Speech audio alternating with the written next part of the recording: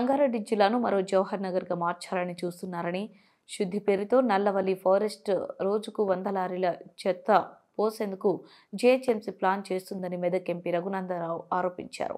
ఈ మేరకు ఎంపీ రఘునందనరావు మీడియాతో మాట్లాడారు. చెత్త పోసే వ్యవహారాన్ని ఆపేందుకు ప్రయత్నిస్తున్న ప్రజాప్రతినిధులను అడ్డుకుంటున్నారు. పటాన్చెరు ప్రాంతం ఇప్పటికే కంపెనీలతో కలుషితమైంది.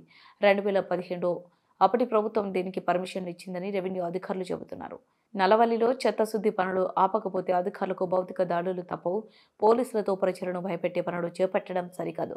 చెత్తకు హైదరాబాద్ రంగారెడ్డి అయిపోయింది, ఇప్పుడు సంగారెడ్డి మీద పడ్డారా అని రఘునందనరావు నిలదీశారు. హైదరాబాద్లో ఉన్న కాలుష్యాన్ని తీసుకొని వచ్చి ప్రశాంతంగా ఉన్నటువంటి మా సంగారెడ్డి జిల్లా జిన్నారం, హతునూర, పటాన్చెరు ఈ 3 మధ్యలో ఒక స్పేస్, గవర్నమెంట్ స్పేస్ ఉందని 152 ఎకరాలని పాత ప్రభుత్వం టీఆర్ఎస్ ప్రభుత్వం అప్పనంగా అప్పజెప్పిందని, ఈ 152 ఎకరాలలో ప్రజాభిష్టానికి వ్యతిరేకంగా నల్లవల్లి అనేటువంటి ఫారెస్ట్ మధ్యలో హైదరాబాద్కి వెళ్ళి రోజు 1000 లారీల చెత్తను తీసుకొచ్చి దాన్ని శుద్ధి చేస్తామనేటువంటి ఒక కార్యక్రమాన్ని పెట్టి నిన్న రాత్రి 12 గంటల నుంచి చుట్టుపక్కల ఉన్న గ్రామాల సర్పంచులు, ఎంపీటీసీలు, భారతీయ జనతా పార్టీ నాయకులు ఎవరైతే ప్రభుత్వ నిర్ణయాన్ని వ్యతిరేకిస్తారనే అనుమానం ఉందో వాళ్ళందరినీ రాత్రి 12 గంటల నుంచి అరెస్ట్ చేసి ఇప్పటికీ ఈ నిమిషం నేను ప్రెస్ మీట్ మాట్లాడడం స్టార్ట్ చేసిన ఈ నిమిషానికి కూడా సంగారెడ్డి జిల్లాలో ఒక పోలీస్ ట్రైనింగ్ సెంటర్ అని ఉంటుంది, చిద్రుప్ప అనే విలేజ్లో ఉంటుంది. ఆ చిద్రుప్ప విలేజ్ అవుట్స్కట్స్లో ఇప్పుడు ఈ నిమిషానికి 200 మంది గౌరవ ప్రజాప్రతినిధుల్ని, ఊర్లలోకి వెళ్ళి లీడర్లని రాత్రి 12 నుంచి తెచ్చిపెట్టి, అదైతే ఊరు బయట ఎక్కడో ఉంది అనేటువంటి ఒక ప్రదేశం అని చెప్పి తీసుకుపోయి అక్కడ పడేసి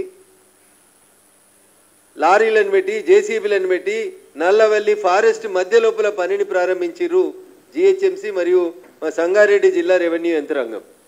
దీన్ని తీవ్రంగా ఖండిస్తూ ఉన్నాం. ఇప్పటికే మీ పుణ్యమాని, జీహెచ్ఎంసీ తీసుకున్న తప్పుడు నిర్ణయాల పుణ్యమాని జవహర్ నగర్ అనేటువంటి ప్రాంతం ఒక రావణ కాష్టంలాగా మండుతుంది. ప్రజలు కాలుష్యంతో రకరకాలైనటువంటి ఇబ్బందులు పడుతూ ఉన్నారు.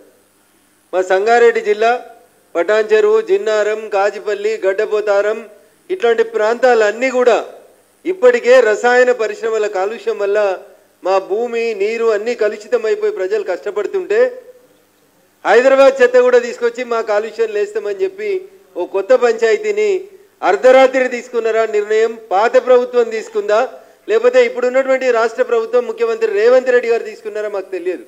కానీ నేను ఢిల్లీలో ఉన్నాను, పార్లమెంట్ నడుస్తూ ఉంది.